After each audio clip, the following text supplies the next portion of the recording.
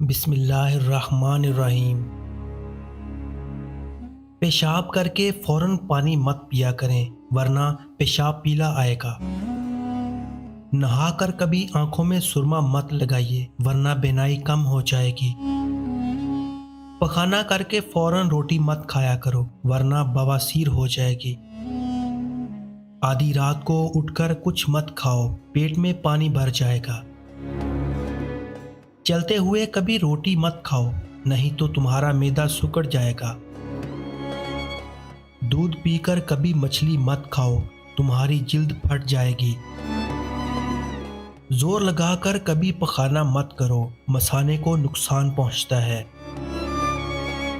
لوہے کے برتن میں کبھی دودھ مت پیو، ہاضمہ خراب ہوگا۔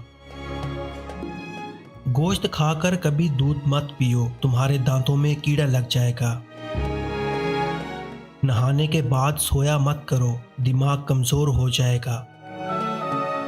جمائی لیتے وقت کبھی انگڑائی مت لینا ورنہ تمہاری زبان کو کچھ دیر کے لیے لکوہ ہو سکتا ہے۔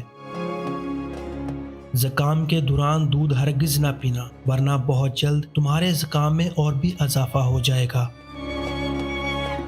کسی سفر پر جانے سے قبل ملٹھی کے ساتھ گڑ کھا لیا کرو، جسم میں جان رہے گی جب تک سفر میں رہو گے۔ ناک بند ہو جائے تو ایک ناک کو ہاتھ سے بند کر کے سانس نیچے کھینچو، ناک کھل جائے گا۔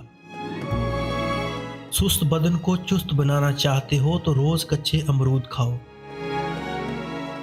بینائی کمزور ہے، صبح اٹھتے ہی پالک کے پتوں کو دیکھو۔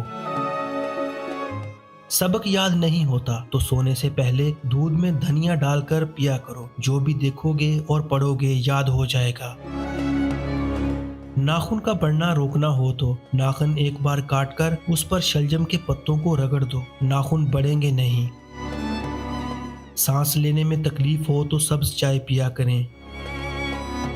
واش روم میں زیادہ بدبو پھیل جائے تو شہتوت کی لکڑی کو جلا کر رکھ دے، بدبو ختم ہو جائے گی۔ اگر گھر میں پیاز اگے ہوئے ہوں تو بچھو نہیں آتے۔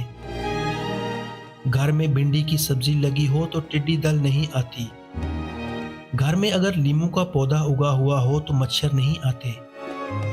گھر میں اگر پودینہ اور دھنیا لگا ہوا ہو تو چھپکلیاں نہیں آتی۔